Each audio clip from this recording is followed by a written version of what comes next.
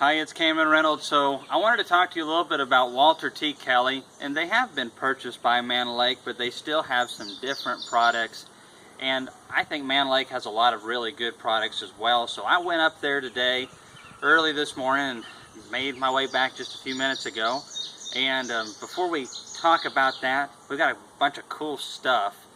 I'm such a glutton for bee gear. I'm no different than anybody else. I go to these places, I try to avoid them. Laurel does her best to keep me away.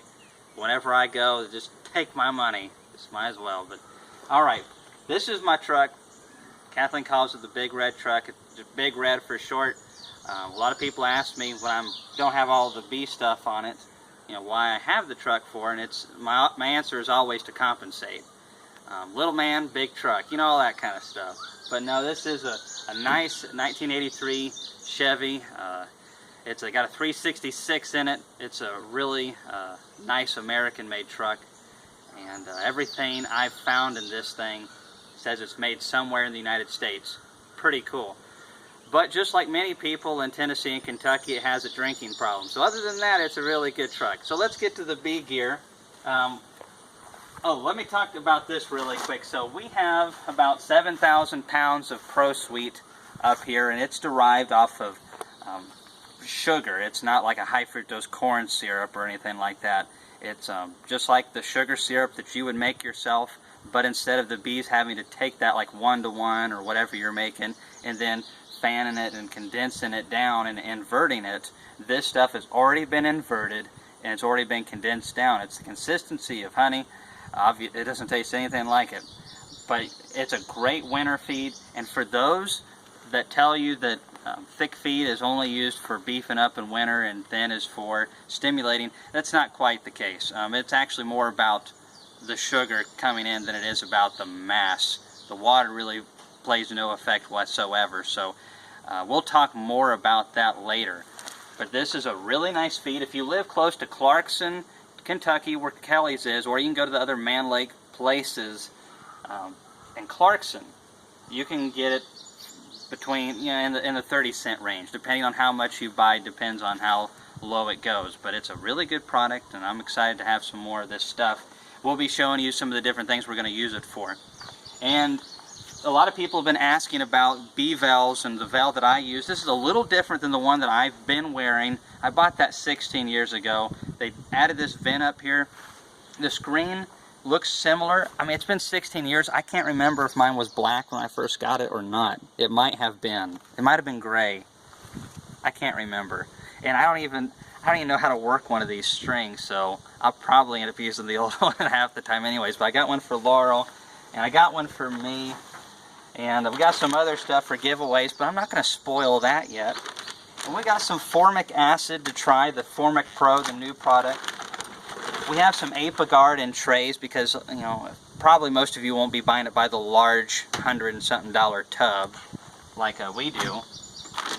And, we've got some beetle blasters for small hive beetles. I don't like these because I'm constantly tipping my hives up for inspections underneath, and if you have oil in these things, it just pours it right out onto your bees and out of the hive.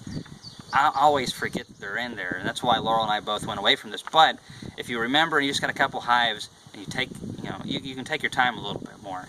Basically what I'm saying. I think they work fairly good. It's been a long time since I've used them. We've got a queen introduction cage. We're going to be using that shortly on that package versus nuke challenge.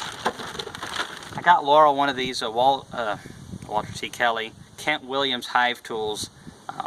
I like some things about them. I haven't found a perfect hive tool yet. Working on it.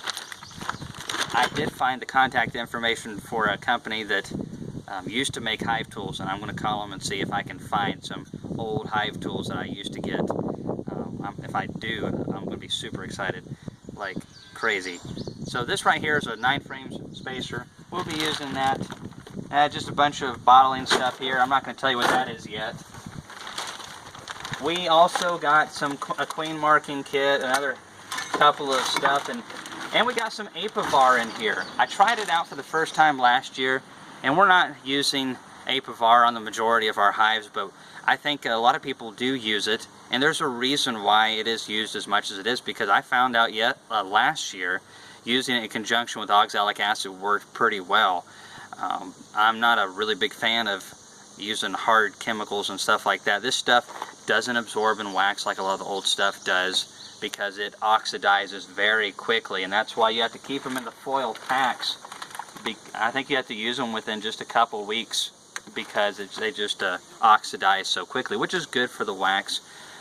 If you choose to use that, we're going to be doing a couple videos. Hopefully, if I can find the time, we're going to be taking the ApiGuard, the Formic Pro, we're going to be taking the ProVap 110 that I have with oxalic acid vapor, and the Apivar, and we're going to find some hives. Hopefully I'm going to do some alcohol washes, we'll talk about that too, and see if we can find some colonies that have some mite levels that are pretty decent, so we can get a good test on them, and then see what the alcohol washes before treatment, and do exactly what they recommend within reason.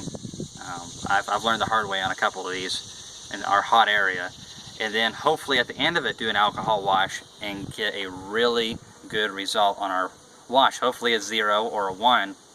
These yellow jackets, we're going to be showing you how to kill those things before too long as well. So anyways, I've got to go sit down. Thanks for watching our videos. If you have any comments or questions or anything, leave them below.